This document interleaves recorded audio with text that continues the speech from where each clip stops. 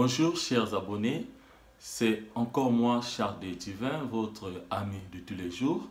Aujourd'hui, je suis encore très ému de vous rencontrer sur cette nouvelle vidéo. Comme je vous avais dit, toute cette semaine, nous allons essayer de faire des vidéos qui concernent que des nouveaux étudiants ou bien des professionnels qui veulent bien continuer leurs études à l'université. Alors, aujourd'hui, je viens avec un nouveau thème qu'il s'agit bien sûr de la lecture. Nombreux d'étudiants, après avoir pris les notes dans l'amphi ou bien dans une salle de TD, ils n'arrivent pas à faire la lecture. Comme j'avais fait sur la vidéo précédente, comment est-ce que un étudiant doit savoir prendre ses notes? Et cette fois-ci, je viens avec la vidéo pour savoir comment est-ce que un étudiant ou bien un apprenant auditif, visuel, pragmatique ou bien investigateur peut faire la lecture après avoir pris ses notes. Comme d'habitude, chers abonnés, on ne peut pas entrer dans le vif de notre sujet sans pourtant qu'on puisse regarder notre générique. Alors je vous dis à tout de suite.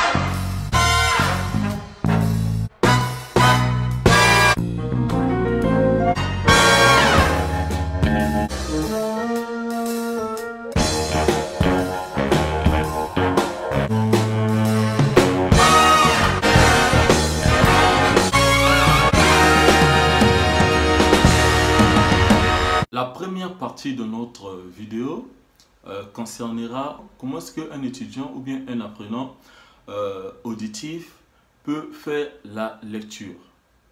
Nous allons procéder par énumérer quelques points essentiels afin de vous montrer comment est-ce que vous pouvez faire votre lecture après la prise de notes. Pour ce genre d'étudiant, lorsque vous faites la lecture, c'est mieux d'essayer de demander à une personne de vous faire la lecture à haute et intelligible voix sur une partie de votre cours que vous ne compreniez pas. Au cas où vous n'avez pas une personne qui pourra vous aider à faire la lecture, dans ce cas, vous-même, vous pouvez faire une lecture à haute voix afin d'avoir une bonne audition sur la lecture. À part ce que je viens de vous dire, il sera aussi très important pour vous d'essayer de résumer votre cours dans des fiches. Donc, vous aurez l'habitude de faire des fiches de cours afin de mieux les comprendre.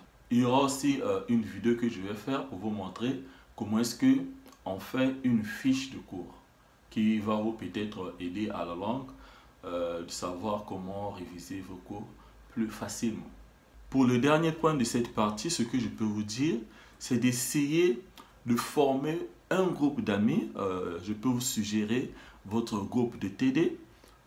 Avec ces amis, vous pouvez par exemple discuter sur une partie du cours que vous n'avez pas compris.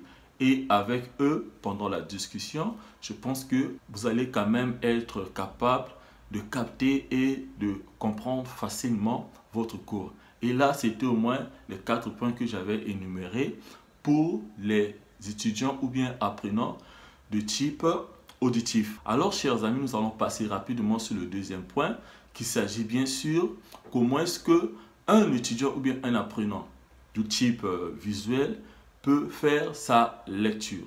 Alors, nous allons essayer toujours d'entamer la même procédure que la première pour essayer d'énumérer les quelques points qui vont faciliter la lecture aux étudiants ou bien les apprenants de type visuel. Si vous êtes un étudiant de type visuel, chers amis, je vous conseille de faire la lecture dans un endroit très calme.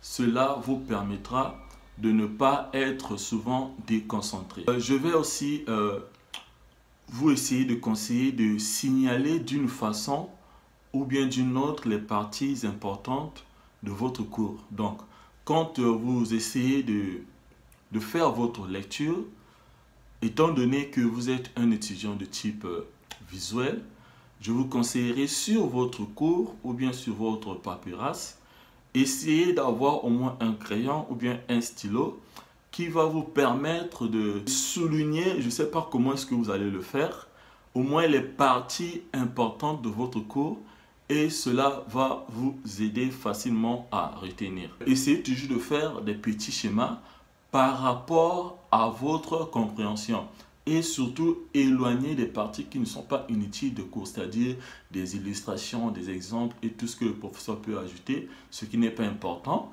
Écartez cela et restez juste avec l'essentiel de votre cours. Nous y sommes à la troisième partie de cette vidéo.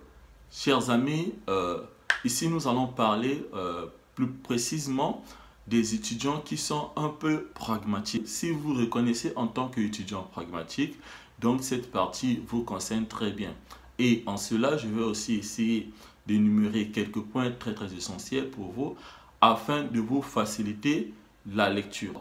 Ce que vous allez faire pour cette partie, c'est d'essayer de vous poser des questions et d'essayer aussi de chercher des exemples plus concrets par rapport à ce que vous lisez pour illustrer et comprendre facilement le cours que vous êtes en train de lire. C'est aussi important pour vous d'essayer de résumer le cours par rapport à vos propres mots, à vos propres expressions et à vos propres informations. Donc, quand vous lisez le cours, s'il y a une partie que vous ne comprenez pas, alors cherchez à avoir les mots qui sont plus facilement compréhensibles par rapport à vous. Donc, essayez de reformuler encore les phrases afin de trouver une compréhension plus facile pour vous. Donc, c'est un conseil très important que je peux donner aux étudiants qui sont beaucoup plus pragmatiques. Ne vous attardez pas surtout aux mots dont le sens vous est inconnu. Cela va vous perdre la vitesse sur la lecture et va vous passer le temps inutilement. Ce sont les petits points que j'avais prévus pour énumérer sur cette partie qui concernait bien sûr des étudiants ou bien les apprenants du type pragmatique.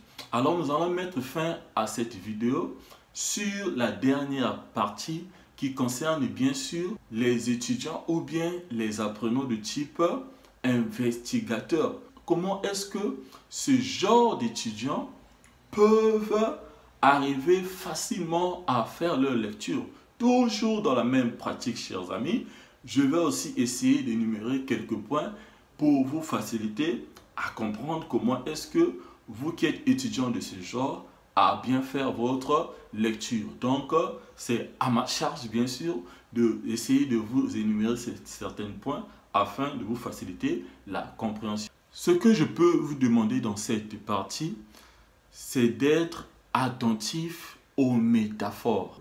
Vous pouvez ainsi faire plus de déduction et de liens sur les idées. Ça arrive souvent quand tu fais par exemple la lecture, une idée qui a un lien avec le cours bien sûr, soit l'idée qui vous arrive à présent a un lien avec la lecture précédente que vous avez eu à faire. Moi, étant que lecteur, ça m'arrive souvent, parfois quand je lis un roman, il y a une idée qui arrive par rapport à la scène qui se trouve dans le livre. Je peux lire par exemple une partie et je me rappelle, je fais des illusions dans mes pensées.